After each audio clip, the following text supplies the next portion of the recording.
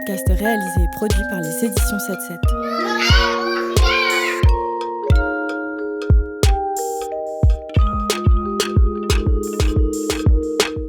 Bonjour, c'est Anaïs Vivarier et je vais vous raconter Les Bossus, une histoire de Madiana Canet Vira. Imaginez une étendue de sable et de terre et de sable, vraiment grande et vraiment immense. Tellement grande qu'il faut des semaines pour la traverser et tellement immense qu'on ne peut pas voir ce qu'il y a à côté. Cette étendue de sable et de terre porte un nom. Elle s'appelle désert. L'histoire qui commence se déroule en son centre, au milieu de ce désert. Dans cette étendue de sable et de terre, sur le dos de cet immense désert, se trouve une maison de forme triangulaire. Elle a été pensée, inventée et construite exprès pour le désert. Cette maison est celle de deux individus s'appelant Dame Bossu et Madame Bossu. Dame Bossu et Madame Bossu s'étaient rencontrées il y a très longtemps. Ce jour-là, Madame Bossu décida d'aller marcher dans le désert, de la droite vers la gauche, et Dame Bossu décida, elle aussi, d'aller marcher dans le désert mais de la gauche vers la droite. Madame Bossu marcha toujours tout droit. Dame Bossu, elle aussi, marcha toujours tout droit.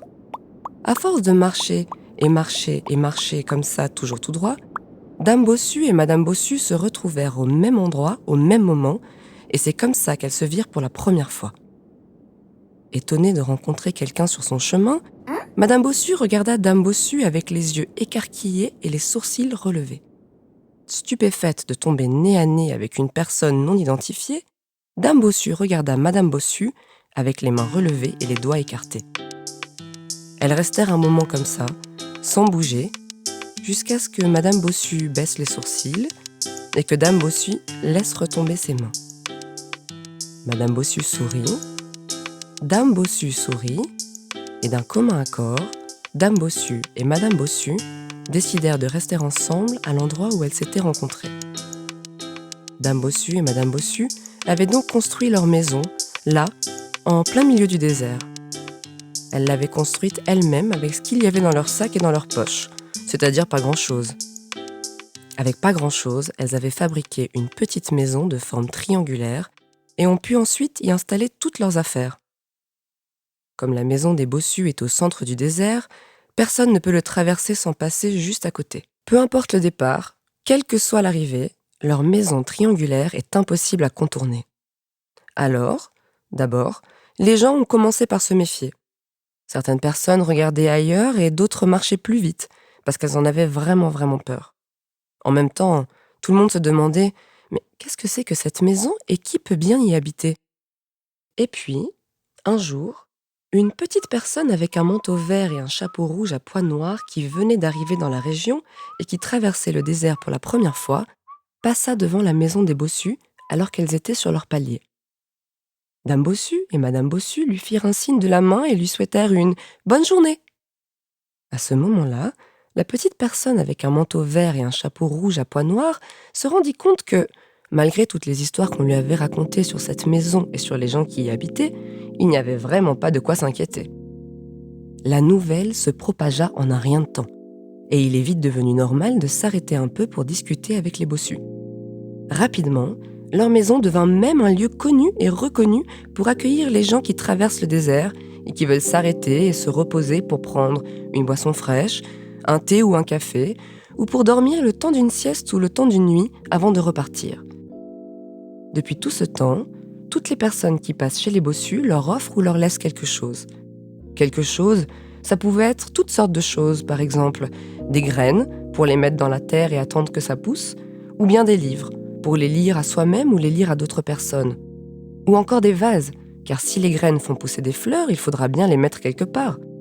Un jour, quelqu'un leur a offert une blague si drôle qu'elles ont nourri toute la journée.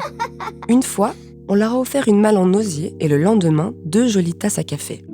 Une autre fois encore, une personne de passage leur a offert les paroles d'une chanson. Les Bossus l'ont tellement aimée que, depuis, c'est leur chanson préférée. Alors, Dame et Madame Bossu, qui avant n'avaient pas grand-chose, se retrouvent maintenant à posséder beaucoup de choses. Et leur maison qui, il y a longtemps, était un tout petit triangle et devenu depuis un très grand triangle. C'est le début du jour et la fin de la nuit. Ce matin, comme souvent, Madame Bossu s'est réveillée la première, avant Dame Bossu et avant le soleil.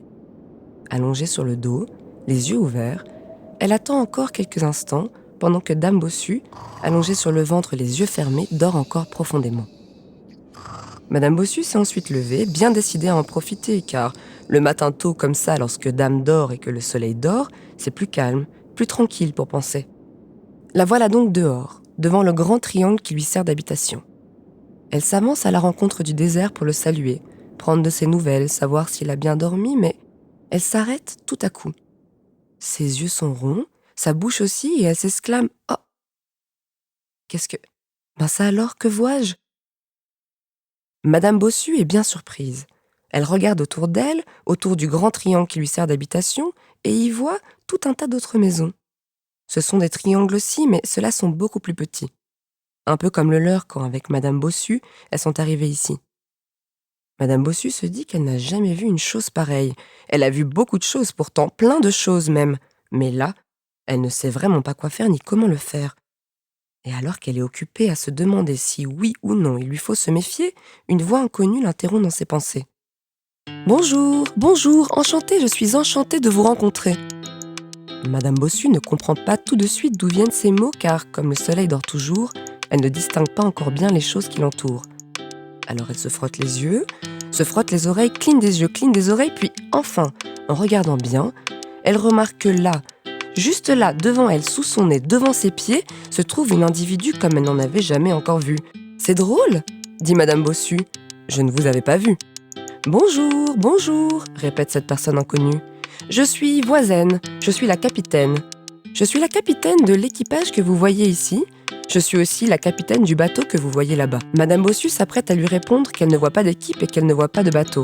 Mais maintenant qu'elle regarde mieux, elle se rend compte qu'en fait, autour de chacun des petits triangles qui sont autour de son grand triangle, il y a des gens, plein de personnes, des personnes comme elle n'en avait jamais vues. « C'est drôle !» dit Madame Bossu. « Je ne les avais pas remarquées. »« Oui !» répond Voisine. « Voici l'équipe au complet. 1752 personnes pour être exact. » Et maintenant qu'elle regarde encore mieux, Madame Bossu réalise que là-bas, un peu plus loin, flottant dans les airs au-dessus du désert, il y a bien un bateau. Il est rouge, de forme triangulaire, et Madame Bossu réalise qu'un bateau, en fait, elle ne savait pas vraiment ce que c'était. « C'est drôle !» dit Madame Bossu. « Je n'en avais jamais vu. »« Oui !» ajoute Voisine. « Voici notre bateau. » Madame Bossu est un peu gênée et même un peu vexée. Elle qui pensait avoir tout vu et qui croyait avoir tout entendu, découvre ce matin qu'il existe des personnes qui ne ressemblent à rien qu'elle connaisse et qu'il existe aussi des choses qu'elle n'avait jamais vues. Et pourtant, pense Madame Bossu, j'en ai connu des choses et j'en ai vu des gens, plein de choses même et plein de gens aussi. Voisine est sur le point de dire quelque chose, mais Madame Bossu ne la regarde plus et ne l'écoute plus, car elle se précipite à l'intérieur de sa maison. Elle se dirige vers le lit où Dame Bossu se réveille à peine et s'écrie maintenant « Dame, Dame, il faut que tu te lèves. Il y a ici, dans le désert, une certaine Voisine. Elle est là avec son équipage et elles ont franchement un drôle d'air. Elles ont aussi un bateau. Je n'avais jamais vu ça, alors je ne sais pas quoi faire. Dame, écoute, il faut que tu viennes voir. » Comme Madame Bossu est très agitée, Dame Bossu comprend que c'est pressé. Alors maintenant, les deux Bossus sortent de leur maison. Voisine, qui se trouve toujours devant, s'adresse en souriant à Dame Bossu et lui dit que « Bonjour, bonjour, enchantée. Je suis enchantée de vous rencontrer. » Dame Bossu, qui n'est pas très bien réveillée, lui marmonne quelque chose du type « Bonjour, enchantée. Pareil, vous restez pour le café ?»« Ah oui, un café, volontiers !» répond Voisine d'un ton enjoué.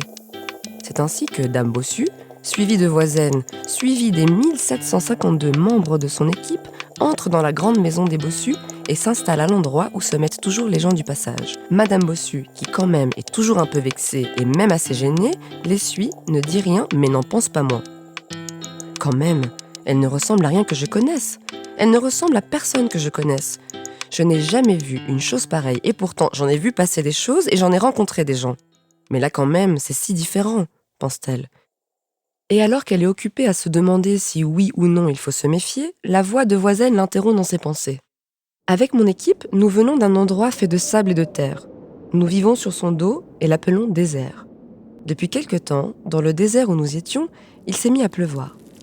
D'habitude, la pluie ne nous dérange pas, parce que quand elle commence à tomber, on sait qu'à un moment, elle finit par s'arrêter.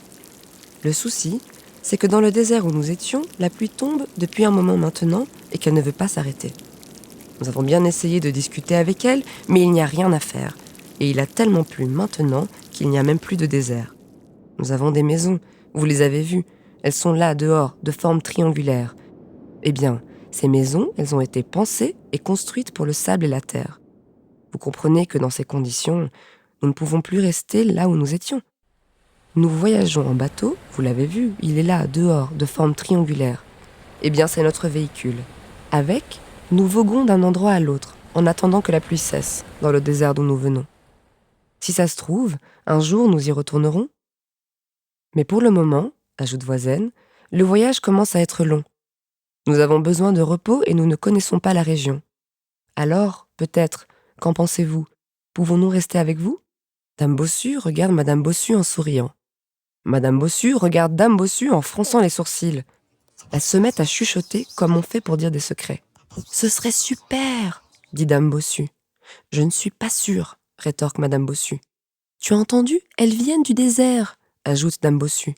« Tu as vu? Elles ont quand même un drôle d'air !» répond Madame Bossu. « Tu as bien regardé? Nous avons les mêmes maisons !» lui dit Dame Bossu. « Tu as déjà vu un bateau, toi ?»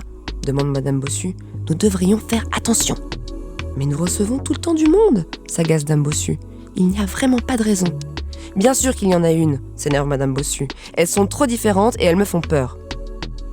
Mais Madame Bossu ne chuchote plus. Alors, cette fois, Voisine et son équipe l'ont entendu. « Peur ?» disent-elles tout en chœur. « Vous avez peur ? Ça alors, nous aussi !»« Vous aussi, vous avez peur ?» demande Madame Bossu. « Mais de quoi avez-vous peur ?»« Oh !» soupire Voisine. « Nous avons eu peur de la pluie. Nous n'en avions jamais vu autant. Nous avons eu peur pour nos habitations, personne ne souhaite perdre sa maison. Nous avons aussi eu peur pendant le voyage. Pour arriver ici, nous avons passé monts et nuages. Nous avons eu peur en arrivant, nous nous sommes demandé « et si c'était des méchants ?» Moi, j'ai eu peur en vous parlant, car vous savez, des nouvelles personnes, je n'en vois pas si souvent. Madame Bossu est embêtée, et même un peu gênée. Elle inspire un grand coup et dit « Je suis vraiment désolée. Je ne pouvais pas imaginer et j'ai un peu paniqué. Si vous en avez toujours envie, vous devriez rester. » Nous avons tellement d'espace, ajoute Dame Bossu. Autant en faire profiter. Voisine sourit et son équipe aussi. Et tout en chœur, elles répondent « Oh, merci !» Au fait, demande Madame Bossu, vous savez, des bateaux, je n'en avais jamais croisé. Qu'en pensez-vous? Pourriez-vous me montrer le vôtre?